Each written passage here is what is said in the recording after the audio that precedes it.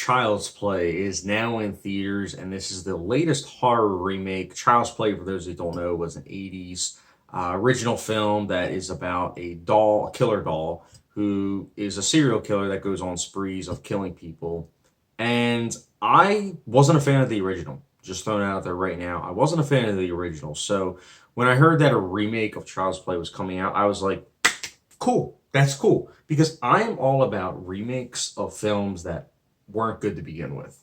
Like, I know a lot of people have like the soft spot for like Pets, the original Pet Cemetery and the original It, but I thought both of those were garbage. So it was refreshing to see a remake of It and Pet Cemetery that actually worked. They were actually well filmed. And I was curious to see if Child's Play was going to follow in those steps because, frankly, at the end of the day, Child's Play, the original, was terrible, I thought personally. And the trailers for this new one, I was like, I don't know. I mean, it has Aubrey Plaza, and lately she's been picking her roles very well. And also, Mark Hamill's the voice of Chucky. So I was very curious.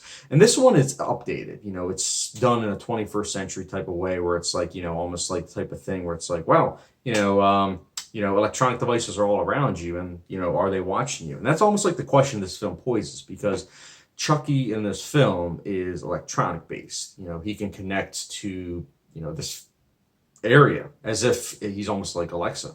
And it's kind of crazy because frankly, it's scary.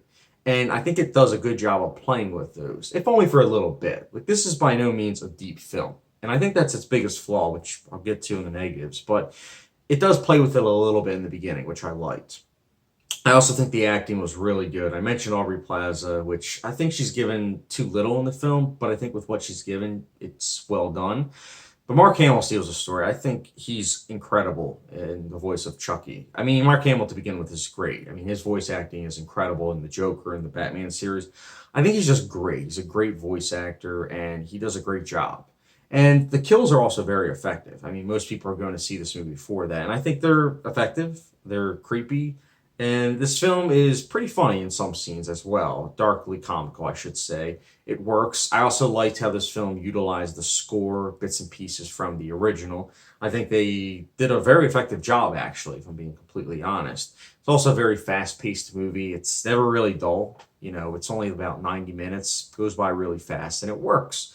You know, it's not a perfect movie. Like, this is a rock-solid remake. It's a film that, in my opinion, is better than the original, but it's not a perfect movie.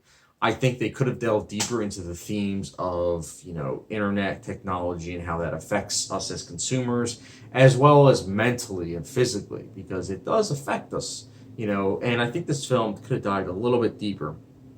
Also, another thing, there are way too many 1980s cliches. Like, I know that this is clearly a homage to 1980s films, but I'm just kind of sick and tired of certain cliches that they have. You know, you have the mom that's like, you know, an independent woman, and I'm all about that. I'm completely fine with it. That's not what I'm criticizing. I'm criticizing the fact that she is an independent woman. She's doing all that she can, and yet at the same time, she's looked at almost as the bad guy, even though she's providing for her son. And it's just kind of, it stinks because it's like, I get it that he's a kid and everything, but it's like, wait a minute, you know, she's really trying, you know, she's trying to understand you and everything. But then on the flip side, you have it where the script tells us as the audience that, you know, she's not really understanding when the plot needs it, which is what happens in the final act. And it's a shame, really, because again, it's like when you have characters do certain things just for the plot, it just kind of, it ruins the enjoyment a little bit, I think. And I think overall, towards the end, the film also ends a little bit too tidy.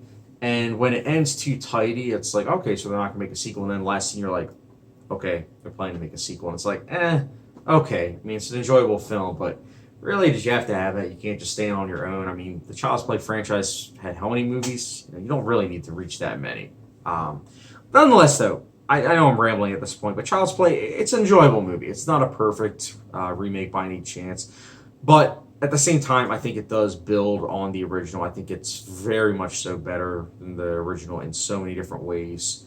But at the end of the day, it's not a perfect movie, but even with the flaws that it has, I would still recommend this. I would still say Child's Play. It's a rock-solid horror remake, and that's why I personally will be giving it a 3.5 out of 5-star rating, which for those that like a hot sauce rating, it's the good old Texas Pete hot sauce rating. Again, rock solid movie. I think it's very enjoyable, and if you have 90 minutes to spare, why not watch it? You know, it's a fun movie. Guys, that's my thoughts though on this movie. Let me know your thoughts in the comment section below. And do Do you think it's better than the original? Worse? Let me know your thoughts in the comment section down below. And as always, don't forget the subscription, notification bell, and I'll see you guys later.